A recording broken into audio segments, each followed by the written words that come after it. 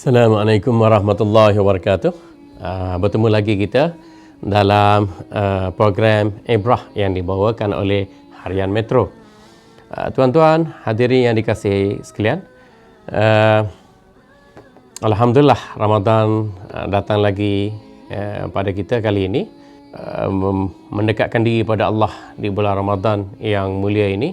Alhamdulillah, kita bersyukur pada Allah kerana kita dipilih oleh Allah untuk meneruskan aksi kehidupan di bulan Ramadan, bulan yang paling mulia di sisi Allah Subhanahu Wa Taala, kerana dibukakan padanya pintu syurga, ditutup padanya pintu neraka, dan dilipat gandakan ganjaran, dan di akhirat nanti Allah Subhanahu Wa Taala sendiri yang akan mengurniakan pahala bagi mereka yang berpuasa. Tuan-tuan hadirin yang dirahmati Allah, kita cuba melakukan ibadat yang terbaik di bulan Ramadan. Sebab kita tak tahu Ramadan kali ini adakah ianya kali terakhir untuk kita. Kita tak tahu nasib kita bila kita dijemput pulang ke alam baka. Jadi bersempena dengan Ramadan kali ini, mungkin Ramadan kali ini Ramadan terakhir untuk kita, maka lakukanlah ibadat sehabis baik. Iaitu kita beri fokus kepada menunaikan solat dengan sempurna. Kita sapu habis solat.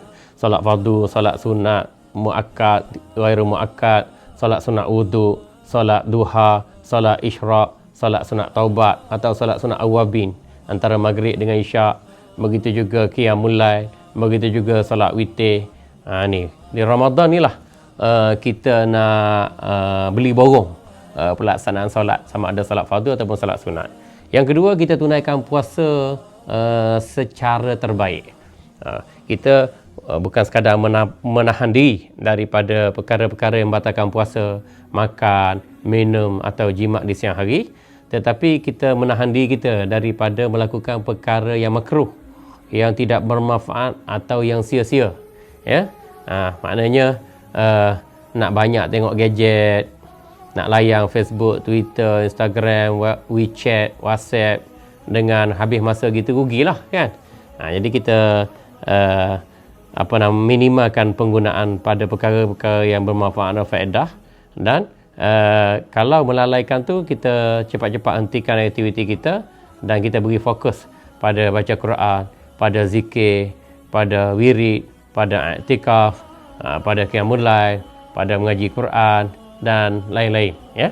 Tu. Baik, satu lagi ialah puasa kita ni, kita jaga anggota badan kita daripada melakukan perkara-perkara yang haram.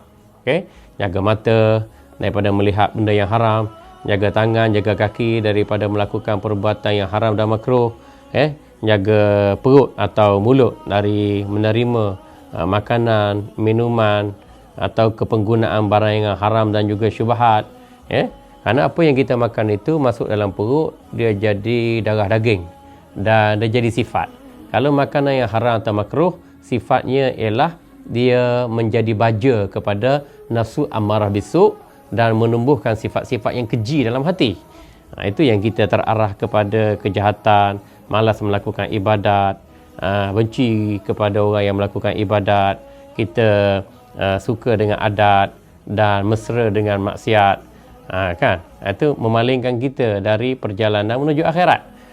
Sebaliknya, kalau hati kita, perut kita ataupun mulut kita dipenuhi dengan hasil yang halal dan tayyibah, maka makanan minuman yang masuk dalam badan kita itu sifatnya suci dan bersih dan baik, dan ia akan menjadi darah daging dan memesra dan mencahayakan hati.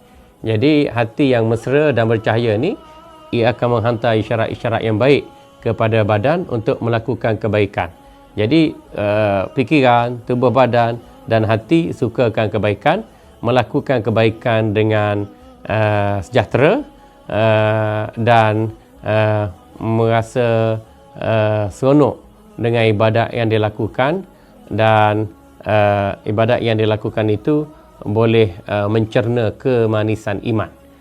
Jadi soal-soal begini perlu diambil berat, kerana apa yang kita nikmati daripada makan, minum, pakai itu kita boleh rasa dah, kerana ia bersifat fizikal.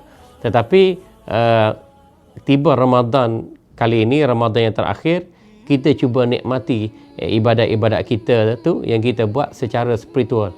Maknanya kita kena rasa seronoknya puasa. Bukan di bersahur, bukan pada makanan berbuka atau bazar Ramadan. Seronoknya Ramadan sebab kita boleh menepati janji dengan pantang larang Allah. Allah larang kita jangan makan, Allah larang kita jangan minum, Allah larang kita jangan jima. Kita boleh menepati janji dengan Allah untuk tidak melakukan perbuatan sedemikian. Inilah kita kata bulan puasa, bulan pantang larang Allah. Jadi kalau jaga pantang larang, maka puasa kita itu berhasil untuk mendapatkan takwa, la'allakum tattaqun tu. Ya. Kemudian tingkat puasa yang paling tinggi ialah kita kekang hawa nafsu kita daripada amarah, daripada hasad dengki, dendam, tamak haloba, sakit hati, ujub, riak, sum'ah, takabur, panah baran. Ini antara sifat-sifat yang keji yang ada dalam hati yang perlu dibersihkan sempena dengan madrasah Ramadan. Sebab tu Ramadan mulia. Kalau Ramadan mulia, kita tak ambil kesempatan daripadanya, artinya hati kita masih ada lagi sifat-sifat yang tercela. So, falsafah Ramadan untuk mendapatkan hati yang bertakwa tu tidak berjaya. Kan? Kita gagal mencapai objektif berkenaan. Jadi kita beri fokus pada bulan Ramadan ni melakukan ibadat dan merasai kemanisan ibadat, membersihkan hati daripada sifat-sifat yang tercela dan menghiasi hati dengan sifat iman dan takwa. Barulah tercapai la'allakum tattaqun itu, ya, insya-Allah.